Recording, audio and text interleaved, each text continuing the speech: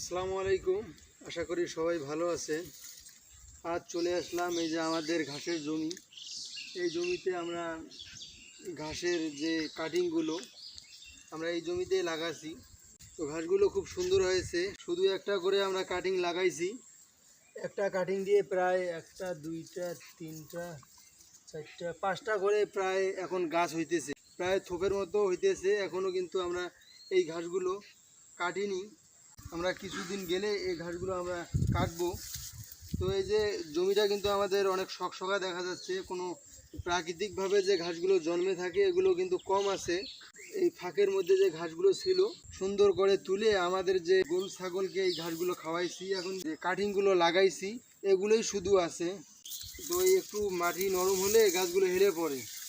অনেক গাছ কিন্তু হেলে পড়েছে, এগুলো আমাদের সুন্দর করে আবার লাগিয়ে দিতে হবে, নাহলে এগুলো ওই গোড় আলদা হলে ওগুলো মরে যাবে। এই যে এটা আমাদের আরেকটা ঘাসের জমি। তো এই ঘাসের জমিটাতে আমাদের ঘাস একটু কম হওয়ার কারণ হচ্ছে, যখন আমরা এই ঘাসের কাটিংগুলো লাগাইছি কমলা ছিল, অনেক জায়গায় কিন্তু ওই ঘাসের কাটিংগুলো মরে গেছে। এই যে এগুলো কিন্তু সব পচে গেছে। এই যে এগুলো পচে গেছে, পচে যাওয়ার কারণটা হচ্ছে এগুলো কমলা গাড়লে কিন্তু হবে না, এগুলো পচে যাবে। যেগুলো আমাদের ওই গোড়গুলো গাড়ছি একবারে, ওগুলো কিন্তু সুন্দরভাবে সব বসতে গেছে এবং থোপ হইতেছে। আর এই যে এগুলো পচে গেছে, এগুলো আগালের দিক দিয়ে, যেহেতু আমাদের কাটিংয়ের সংকট ছিল সেজন্য আমরা অমনি এগুলো রোপণ করে রাখছি। আমরা এই ঘাসের কাটিংগুলো লাগাইছি। এই যে ঘাস থেকে ঘাসের দূরত্ব আমাদের এই যে 1 হাত দেওয়া আছে, দৈর্ঘ্য কিন্তু 1 হাত। এগুলো কিন্তু প্রাকৃতিকভাবে জন্মে থাকে। এই যে এগুলো প্রাকৃতিকভাবে হয়েছে, আমরা এগুলো এইভাবে টেনে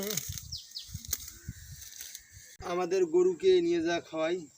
আমাদের গরুকে ঘাস খাওয়ানোর জন্য আমরা অল্প অল্প করে আমাদের যে জমিগুলি আছে এগুলো ঘাস লাগাইতেছি।